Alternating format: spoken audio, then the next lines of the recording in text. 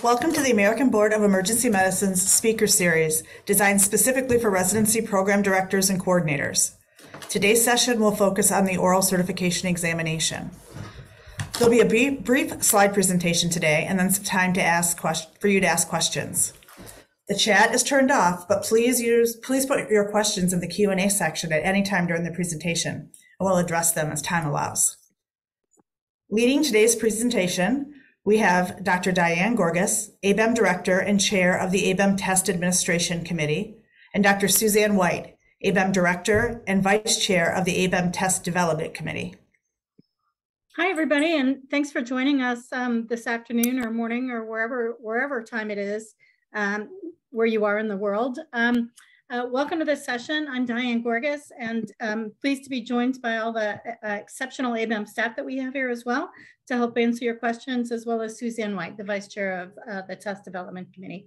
In today's conversation, we're going to be talking about the 2023 oral examination, outlining the case types that your candidates, or the ABEM candidates, your residents, are expected to go through in the oral examination, talking just for a moment about the scoring and the statistics of the test, and then have an opportunity for you to ask questions, and we'll be able to answer those for you. Make the process as smooth as possible. The dates for the 2023 virtual oral exam are between May 9th through 12th, September 20th through 23rd, and December 5th through 8th. All of these are available on the ABEM website. Next slide. The exam in 2023 is going to be conducted virtually. There will be an opportunity for candidates to have a technical check with our exam administrators, that's marquees, to make sure that their specific device is technically supported and able to assure a correct delivery of the exam. It's the candidate's responsibility to find a quiet place without interruptions and free of prohibited items. The tech check will take place before the examination in the days to up to a week or two before the examination. And it's important that the candidates use the same device that they're planning on taking the exam on to have the tech check. On the exam day, a video scan of each candidate's testing space is conducted as part of the check-in process. The exam takes about 3.5 hours to complete, so it's wise to advise your residents to block off at least 4.5 hours inclusive of the check-in, and in case there's the possibility of any makeup cases. Although this is rare, this is a highly technical video supported assessment, and occasionally there are difficulties with either on the candidate's end or the administrator's end delivering the test. So it's important to have a little bit of leeway in the schedule that way. It's also important that all of the candidates are aware that a new policy from ABEM is that dual monitors will no longer be allowed to be used, only one screen. This is going to be verified during the candidate check-in and during the security scan. The reason that we moved to this policy was it really ensures a secure and fair exam for all test takers. I'm going to turn it over to Suzanne White to talk about the makeup of the examination and the content. Great, thanks, Diane. And again, this year, there will be single patient cases. In 2023, we will have 7 cases total, and 5 of those will be single patient cases. These are the ones that everybody, I think, is familiar with. 15 minutes is allotted for each case. During this interaction, stimuli and case information is presented and delivered by the examiner to the candidate by sharing his or her screen. There is introductory information that would be shared as well. that could include an admitting form, for example, a transfer sheet, EMS report, or x-rays. We will also have 2 structured interviews, and those are the newer types of cases that you may or may not be familiar with, but they are still 15 minutes per case. And these are designed to test different skills than the traditional cases. So really more developed to test thought processes throughout the course of the case. It's much more of a discussion-oriented approach, similar to what you would use if you were discussing a case with a resident, for example, or a medical student in the department. You can sign up for the next speaker series to learn more specifically about the structured interview cases, and the QR code that you see here will take you to the date, time, and registration. There also is a really important link on the ABEM website, and this you'll find very helpful in order to prepare your residents for future exams and to help you with your own programming. We have sample case materials posted there along with videos of both the standard cases and the structured interview cases. So there is a link to the website as well. With that, Diane, I'm going to turn it back over to you. Thanks, Suzanne. I'm going to reemphasize that I really would strongly recommend that your residents check out the cases on the website. There is a full-length case that demonstrates both the standard case and the structured interview.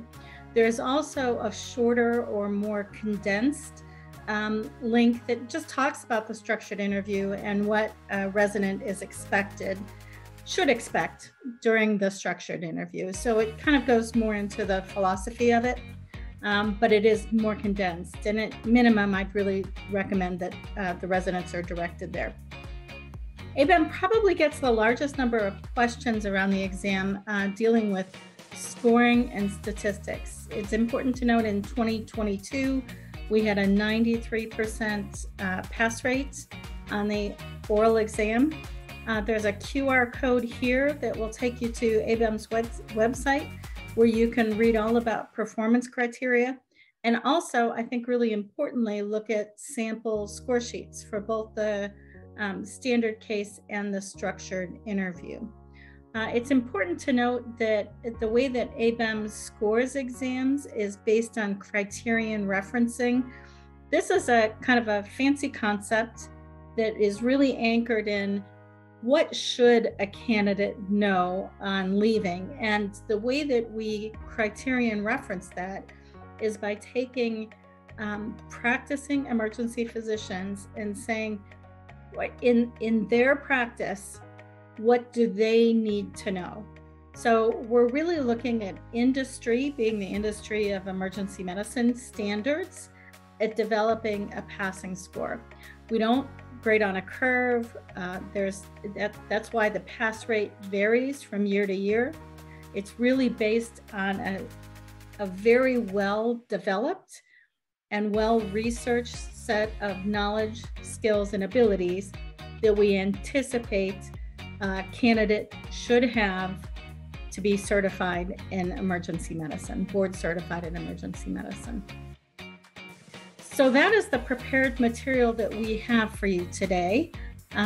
Like I said, there's a lot more information on the ABEM website, and we look forward to seeing you at the upcoming sessions. There'll be another session that specifically looks at the structured interview. So these are the QR codes for signing up for those sessions as well. And we're happy to take any questions at this point.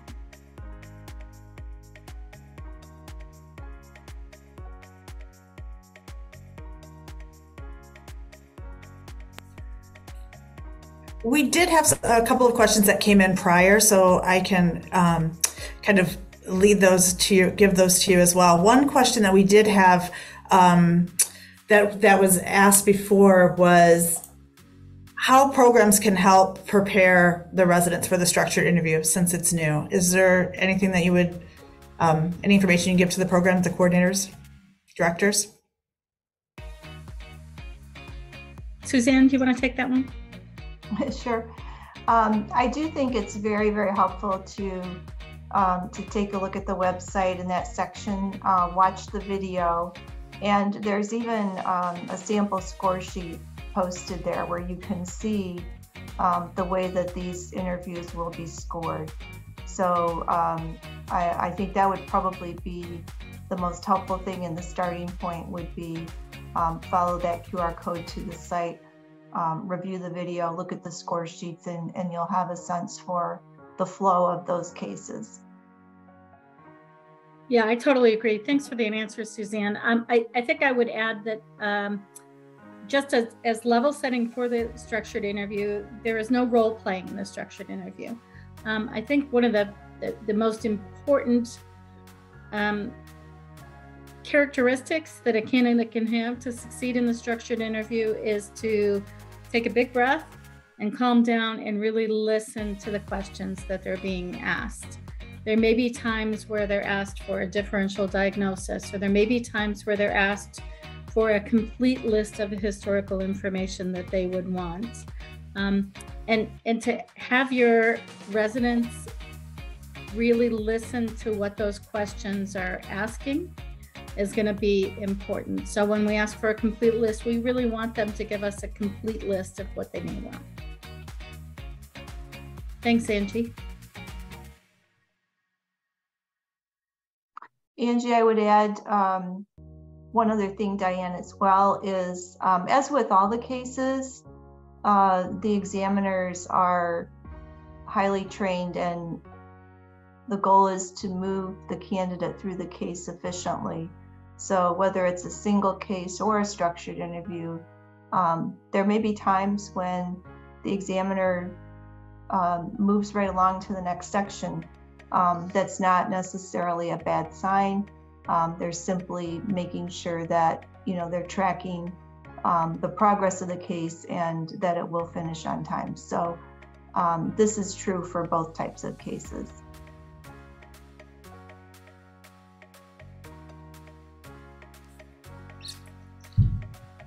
And I know that you talked briefly about the scoring, but one of the questions that frequently comes up is how the actual passing standard is established. Can maybe either of you speak to that a little bit? Yeah, absolutely. So we actually hold a standard setting session after the oral examination. And this draws upon a panel, a well-represented panel from both academic and community medicine, a well-represented panel geographically, racially, ethnically, gender. We really try and balance the panels, and we have them go through each of the cases and compare them to a standard of what a competent candidate should know, should be able to do, and really how they should be able to interact with patients and interact with the system. That panel will then come up with a